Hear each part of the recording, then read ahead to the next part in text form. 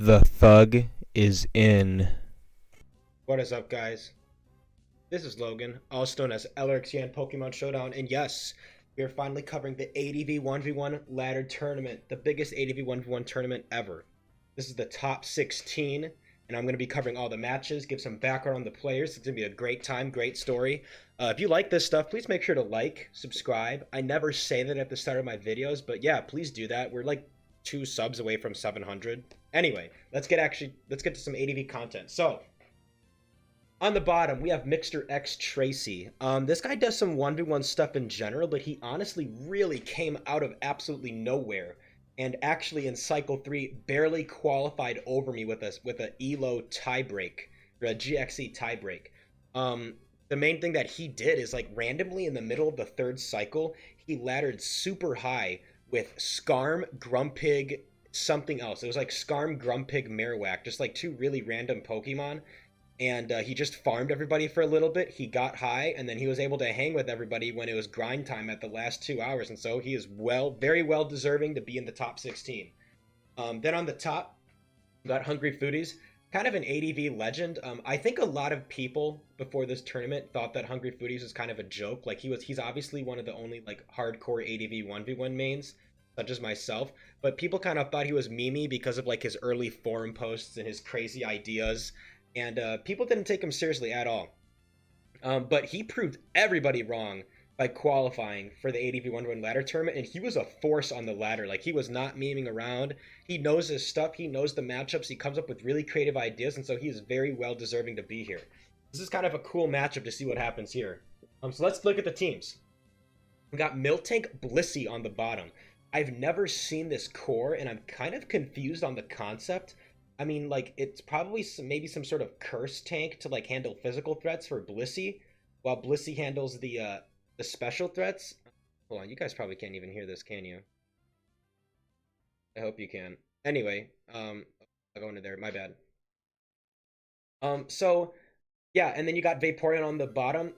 Big problem with this team, obviously, you could tell, is that it's super weak to fighting types. Like, I have no clue how it beats Heracross. This could be like an interesting like banned Miltank lure with like hidden power flying would be actually kind of interesting. Something like that maybe. Which banned Miltank is also pretty nice into opposing Blissey, assuming they don't have counter. So yeah, I don't know. I guess that's kind of an interesting concept. But obviously from here, Hungry Foodies' team doesn't need that much analyzing because this is a very, very obvious Machamp click. This team is just stupid weak to Machamp, as you'll see what happens here. We got the Pink Fish versus the Pog Champ. Bulks up turn 1 into the Acid Armor. I don't know about... I get the Acid Armor play might seem dumb because we know that Machamp is Encore, but I think it's actually fine into like hoping that the Machamp is banned. You want to Acid Armor turn 1 maybe. Maybe do some speed creeping to outspeed. I don't know. But I think, honestly, I feel like what I would have done is probably I would have just surfed turn 1 and just hope that Machamp misses the cross chops, because that is a big bane of Machamp, is missing cross chop. As we'll see here, I think he misses the second one. No, he just hits. He encores to play safe so that doesn't get a rest off, and he hits all the cross chops. And Hungry Foodies is up 1 game. Nothing else to analyze there. Just don't, like, I don't know. I mean, maybe if you're hoping that your opponent didn't bring Machamp, you bring a team that's that weak to fightings, but this weak team is also so weak to Heracross. But again, I hope it's like a banned Miltank. That would be kind of interesting. Anyway, moving on. Game 2.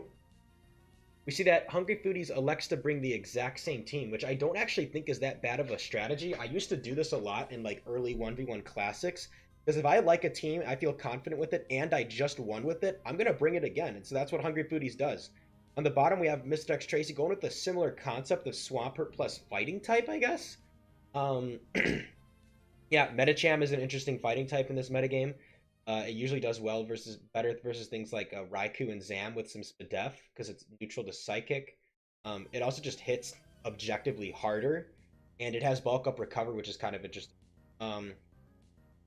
Yeah, on preview here, I think that Medicham is a pretty solid click. I mean, Medicham can handle some Swamperts pretty well. I mean, Mixed Swampert is a problem. Band is handled by bulk up recover. And then Entei can definitely PP stall like a banned Medicham, but if, again, Medicham is bulk up recover, it has pretty good odds into Entei. because Entei is not that strong, especially. So yeah, let's see what happens here. Yeah, we got the Machamp again into the Metacham, and X Tracy is just banned Hidden Power Flying, which is really interesting. It's like an okay Heracross answer if you hope that you're faster than the Heracross. On Hungry Foodie's end here, I think this is why I really, really love Counter Machamp.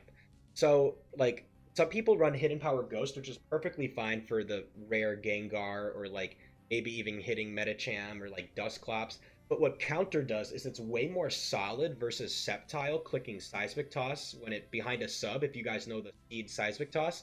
But it also just does great things like you can bulk Metagross and counter on Mash, hoping they don't have Psychic. And you can even do things like that and counter on Hidden Power Flying. But this is a pretty simple click from Metacham for X Tracy. I mean, he wasn't bulk up recover, but like this was a nice click into the Machamp because I think Machamp was trying to cover the Swampert as best as possible. Another thing too that I'm realizing actually, if you look at Hungry Foodie's team, what is the big Swampert answer here, right? I mean, like, is it like some sort of like Sunny Day Entei, hope it isn't like a lot of attack invested band? Is it a Hidden Power Grass Swampert? Is Machamp your Swampert answer and you hope it isn't mixed? And I think like Metacham was a solid click into the Machamp, which was probably the best thing to cover the Swampert. Yeah, so solid click. I mean, it's 1-1 right now. So we got game 3. By the way, these are best of 5s, if I didn't emphasize that before. Best of 5s. So on the top, Hungry Foodies' team, the first thing that I thought when I looked at this team, and like even though I think because there are such little Pokemon in ADV, I think one really nice thing to do when looking at a team is even if the Pokemon isn't on your team, to look at what the other team loses. So like in this situation, what I would do. Sorry, I thought someone was. Like, how does Hungry Foodies beat Marowak? Like, Marowak is a pretty simple top Pokemon. How does Hungry Foodies really beat Marowak? Because Marowak is really suspect, especially when I think X Tracy was known for using Marowak on the ladder. And my best bet was thinking about, I guess it's Barrier Zam, and you just hope that Barrier Zam doesn't get crit, which I guess is fine. And like, you know, Barrier Zam is always a cute mix up into things like Boros and like just stuff like that with some speed. Yeah, so on this front though, that doesn't really matter, but you can know that maybe the Zam isn't as good versus like Walrein if the Zam isn't Calm Mind and it's like Barrier Recovers Seismic Toss Encore or Barrier Recovers Psychic Encore. And Metagross might lose to the Zam unless it's Shadow Ball. And here, I think it would actually be some sort of Spadef Shadow Ball set to handle Starmie. Again, because these two are very weak to Starmie, assuming it has Ice Beam and Thunderbolt.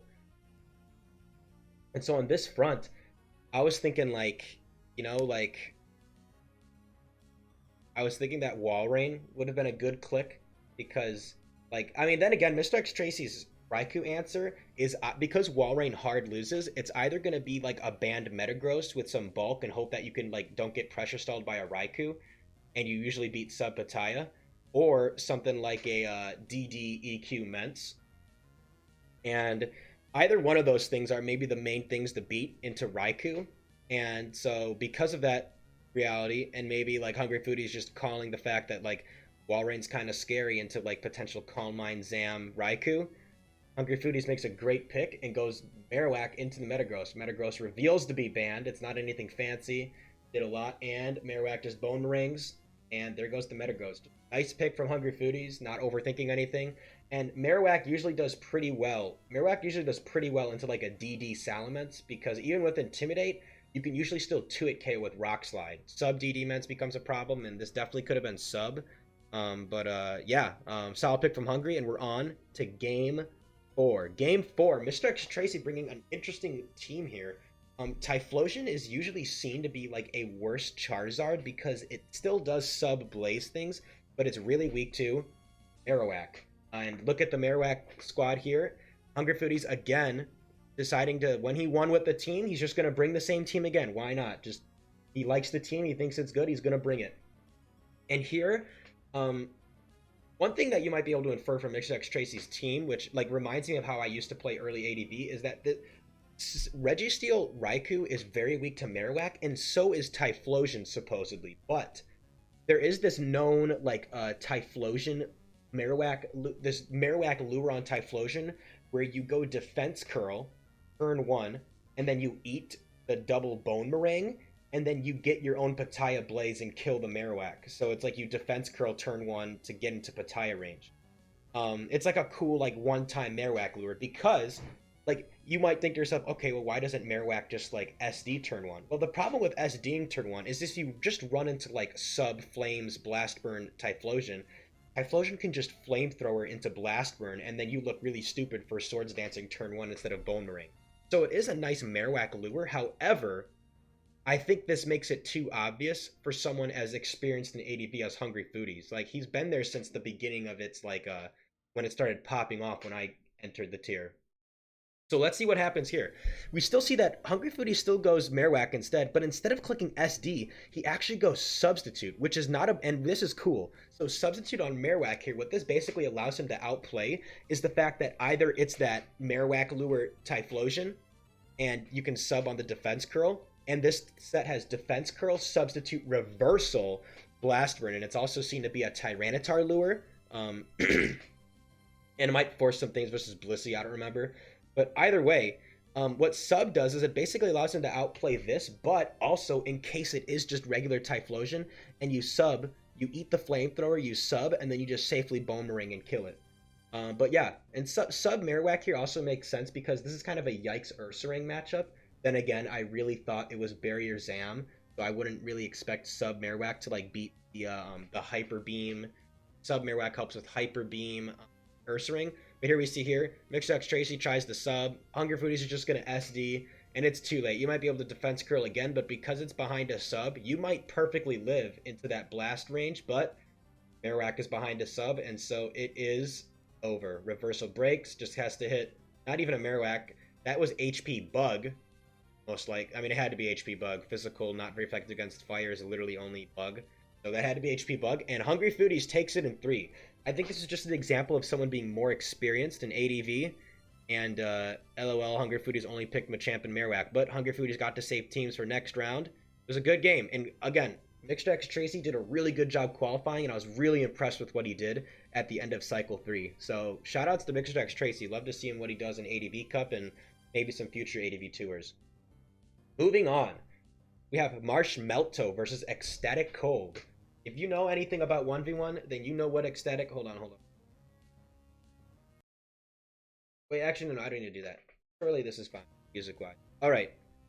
Now we got Ecstatic Cold. My bad.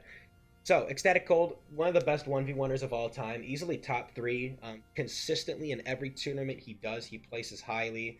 He's a ladder tour champion. Probably won a seasonal. He's won a PLR World Cup. Like, he's just stupid good. He's Ecstatic Cold. Like, he's like the most intimidating presence in one. Versus Marshmalto. He's also the past ADV Cup champion, actually. So there's that. I mean, he literally won the last ADV Cup Classic. Then you got Marshmalto, who is like kind of an OG. He played a lot of SM 1v1, but he kind of came out of nowhere to be interested in ADV. And he was grinding the ladder so much in the early cycles. Cycle 1, when Zapdos was not banned, Cycle 2, Cycle 3, and he finally squeezed in Cycle 4 last minute with me. And it was impressive. I mean, he just kept grinding and grinding and grinding. He was sitting at that low ladder often, but then he just kind of grinded up, and he made it work with teams that he built, like things like Meganium, and he was a big fan of Walrein, as you can see. And yeah, so we got some again, cool teams. I mean, every ADV team is cool to me, but you got Ecstatic Cold here. Big thing that I noticed about Ecstatic Cold's team is what is the Kingdra answer. You can 50-50 with Ursaring and either Hyper Beam on Rain Dance turn 1, or you can return on Substitute turn 1. But if you guys remember from one of my videos, there is a defensive Kingdra set running around that basically with sub turn 1, it lives banned return after the sub, and obviously sub beats Rain Dance. So this team is really weak to that Kingdra. I mean, like, maybe Blastoise can actually handle it because Kingdra is neutral to ice and Blastoise resists it. And if the Blastoise is like Ice Beam or hell, even like HP Dragon, maybe something like that, I could see it. But yeah, so, but either way, nothing we can really infer from that. But from our Marshmalto's end, Heracross has a stupid good matchup. I mean, like, Heracross can beat Ursaring pretty handedly. Heracross versus Blastoise is a really interesting matchup of, like, you know, do I sub turn 1 on Icy Wind maybe if I'm faster and block the Icy Wind? is it Choice Band? I just try to Mega Horn turn 1 and hope they try to sub turn 1. We know that Arcanine probably isn't coming out here because Heracross does everything Arcanine does, as in usually beat Ursaring. And Walrein is weird into Blastoise. I would think that Walrein would just win because usually Blastoise doesn't have lefties and Walrein does. But either way, let's see what happens. So, we got Heracross into the Blastoise. Interesting matchup. We got Mega Horn turn 1. Ecstatic Cold predicts the no sub and Icy Winds turn 1. We got a sub, and it's about to kill this Heracross with Pataya. But, check this out. Endure? Ecstatic Cold predicts the Endure Salac Heracross with Icy Wind, but then sadly misses the Hydro Cannon right after. And then misses the 50-50 after that. Really, really unfortunate for Ecstatic Cold, but we got to appreciate that again, because that was, like, again, just a nuts play. I mean, like, I don't really know why Ecstatic Cold thought this was Salac. Like, I feel like I wouldn't have ever predicted Salac on this team. But, hey, I mean, Ecstatic Cold made the play, but unfortunately did not get rewarded with it. Predicted the Endure,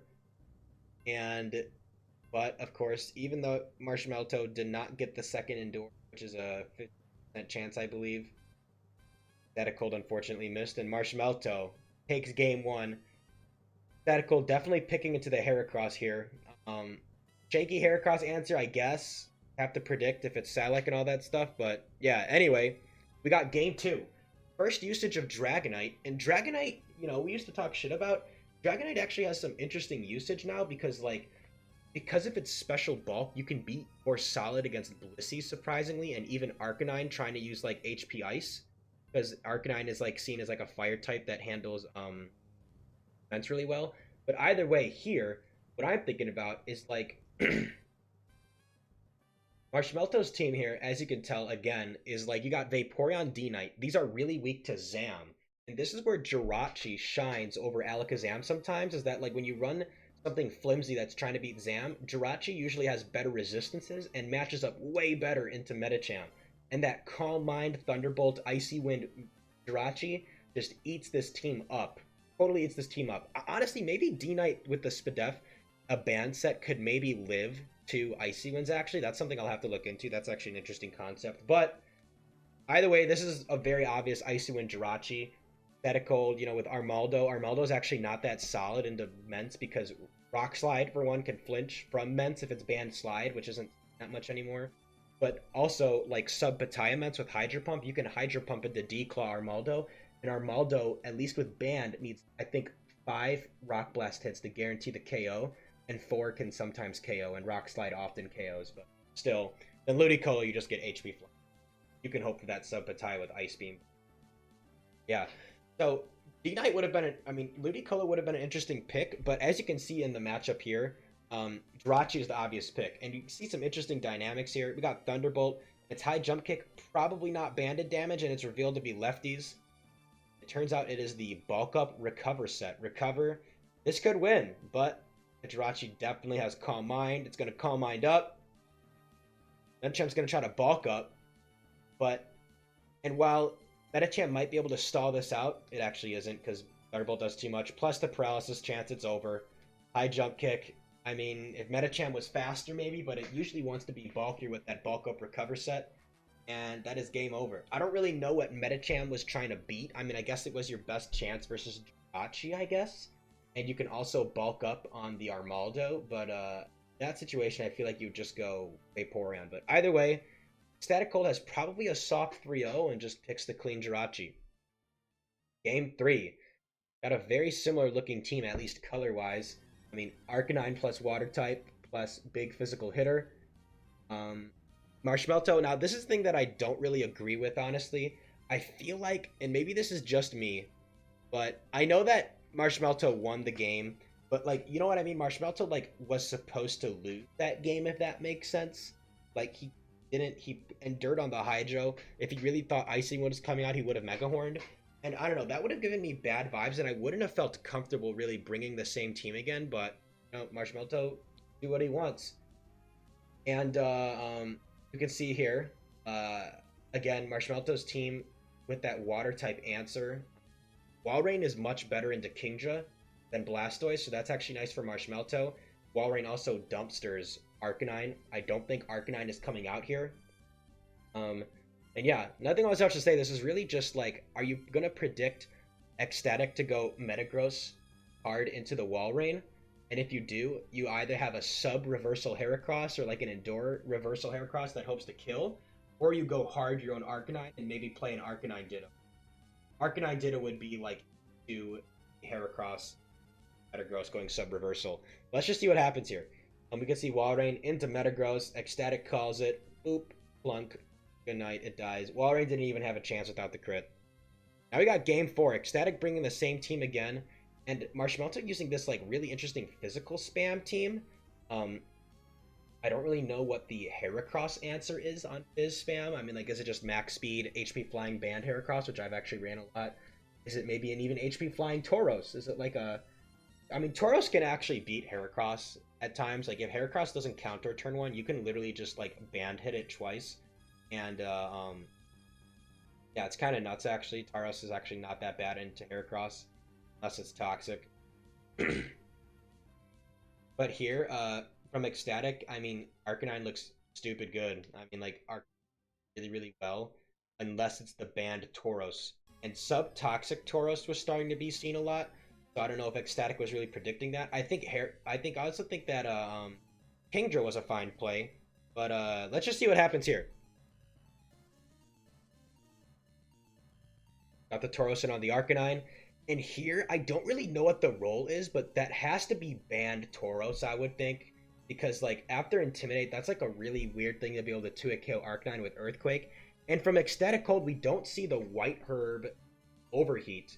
And we don't even see White Herb in general because, if I recall correctly, it didn't even... Like, White Herb is popular on Arcanine to, like, use Overheat twice. Because it heals your stat drops. And White Herb would have activated here.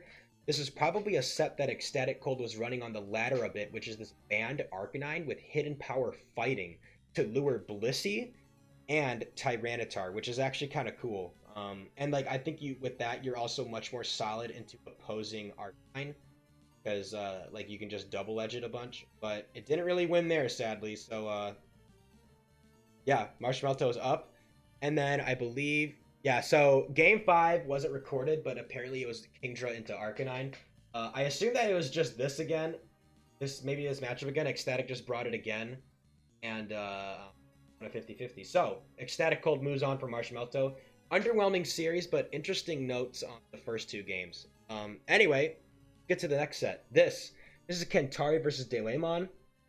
Delaemon is a relatively new 1v1er, but is known for his, like, being stupid good at ladder. He's on ladder all the time. He's very good at C-teaming, and one of the main Gen 8 ladders, Smelly Socks, also 1v1, was talking to me about how Delaemon is just like is one of the most annoying presences on ladder. And I can attest to that, because during the Zapdos meta, which was during Cycle 1 of the ladder tournament, Delaemon was stupid annoying and very, very good. He was using interesting Pokemon such as like Swalot, like Amnesia Encore Swalot to handle Metal Sound Zapdos. Delaemon is like a really tough combination of like very creative. He doesn't really use bog standard anything. And yeah, I think he's a really good 1v1er. Then you got Kentari. Kentari was a surprise qualifier. I didn't really know he did a lot of ADV stuff. I mean, he was Elo Bandit's partner for ADV 1v1 Duo Swiss a year ago. And I think his ladder run in the second cycle, when Zapdos was banned halfway through, he used a lot of Elo Bandit teams, but I also saw him laddering in Cycle 1 a lot. And so yeah, let's get to the game. So, Kentari using a seemingly solid team. Looks like a Zapdos meta team, if I'm being honest, with Armaldo and Sceptile. And Delaemon with a Grumpig. Grumpig, so they actually posted about how they prepped about this. This was a interesting Grumpig with, instead of Psychic, it had Icy Wind to counter this like bulky band Ments that apparently Kentari was spamming on the ladder, and do other things like Trick on Registeel, Trick Rest counter usually wins, and it was like an anti-Kentari Grumpig, which was really interesting. Maybe Grumpig's moving on up, especially with Arcanine around. It doesn't do a bad job. But yeah, what to think here? Armaldo should destroy Celebi and Grumpig, but loses the Vaporeon. And the other two obviously should beat Vaporeon, and it's really just a choice of like, do I want to maybe go Sceptile and try to cover Grumpig? Because Starmie should actually usually cover Grumpig, but you never know if it's like some banned Shadow Ball shit or like something weird like that, like Calm Mind. But either way, I think my pick definitely would have been Starmie, because Starmie can also like beat the other two maybe. So yeah, either way. Another thing to think about actually. No, Grumpig beats Blissey. My bad. Anything else that Digimon just like hard lose? I'm trying to think of.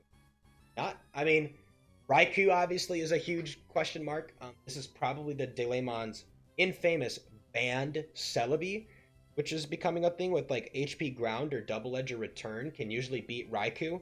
That was kind of an innovation that Digimon had, like banned Celebi. I did use it in my LT run.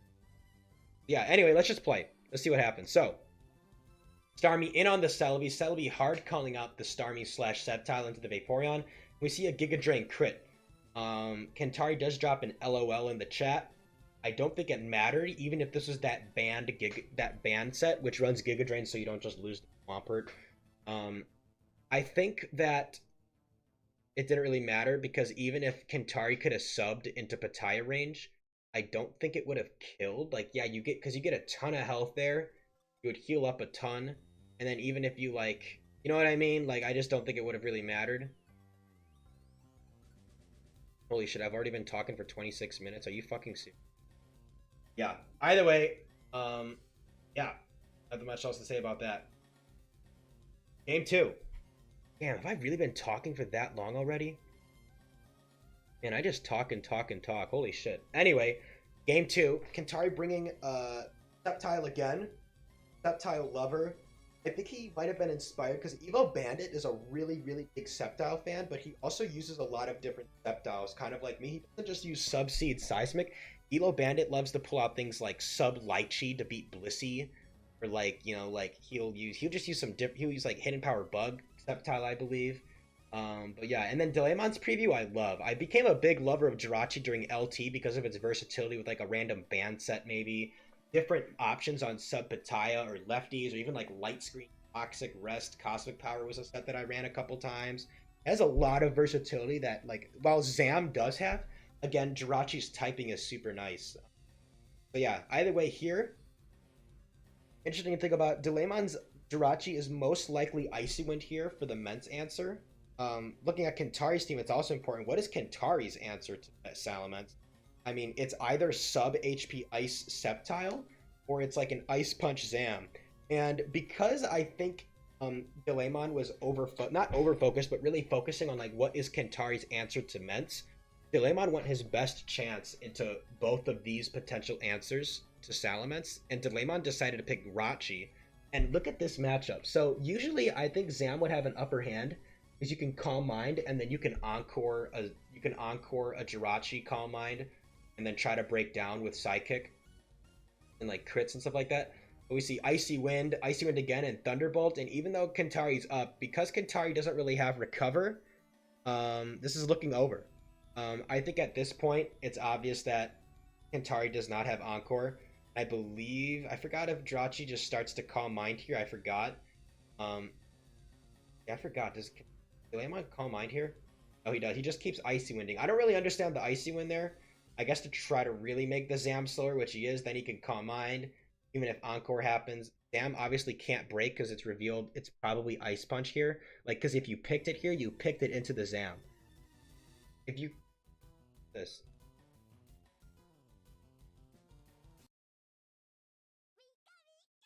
God, which one is it? This one. My bad. And yeah, so either way, Rachi took care of the Zam. And then we see Rachi putting in work, which is, again, surprising to me because I just wasn't expecting Rachi to be this solid. But it did work there, and he picked into the Ments answer, which was just a smart pick from Dilemon. I don't think Kentari was ever going to, like, try to go, like... I mean, like, you know, Sub-Seed, Sceptile would have won there, which is surprising. But yeah, either way. But Sceptile was such a hard click into, like, the other Ments. And the other Ments could have then been picked into like Heracross or Sceptile. Yeah, not much else to say about that, but just again, interesting dynamics. I mean, like, because if the Zam was like Recover there, If it was Calm Mind, Psychic, Recover, Encore, I think it would have won. I think? Maybe? Not really sure, though. Either way, moving on. This is a crazy preview. Delemon bringing out the Grand Bull. Grand Bull is something that I came up with like 3 years ago. I was like the first Grand Bull user. I actually won a classic game with it, and then I think I'm under the opinion that it is just a worse Ursaring, because while it does have Intimidate, Ursaring's power is just like so much. Then again, Grand Bull does have Taunt, but it's slower. It's not as bulky. I don't know. I'll let Delemon, if you're watching this, you want to leave a comment on why you are choosing Grand Bull here, especially because, like, again, the Raikou matchup is yikes, and again, it's probably that banned Celebi. As you can see, like, things like even HP Electric Kingdra are rough here. But yeah, we got Grand Bull. We got the Grand Bull. And then on Kantari's side, we have Slowbro, which is also an interesting pick. Not very common at all. And Slowbro, Regirock, Arcanine. Yeah, I think this is just like, you know, what beats the Walrein is a big question mark. I mean, Calm Mind, Slowbro with like, and I don't know, I guess Calm Mind, Slowbro is okay, but I would feel like Walrein would be able to break through with Ice Beam Encore, maybe. But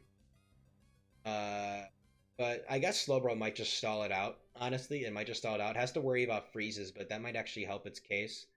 Walrein, I guess, can't break Slowbro. Regirock is usually not going to be faster than Walrein unless you run like a crazy fast Regirock, which is kind of cool. Which is actually an interesting idea now that I'm thinking about it, because you can't get Icy Winded by Walrein because of Clear Body. But yeah, this is just like, you gotta pick whatever tries to beat the Walrein. And is Delemon gonna read it? Is Delemon gonna read the Slowbro? Let's see what happens. Because I don't think Grand Bull's coming out. Grand Bull probably doesn't beat Slowbro. Here we go. We got Regirock into the Celebi. You can tell it's band damage here, most likely. Wait, actually, I'm wrong. You know why? That Giga Drain did nothing because Regirock's bulky, but instead of band, this is actually a sub-Pataya set, which is really interesting. I might have been trying to bait band thinking with, like, having the team try to beat Raikou, but it just turns out to be good old sub-Pataya Celebi.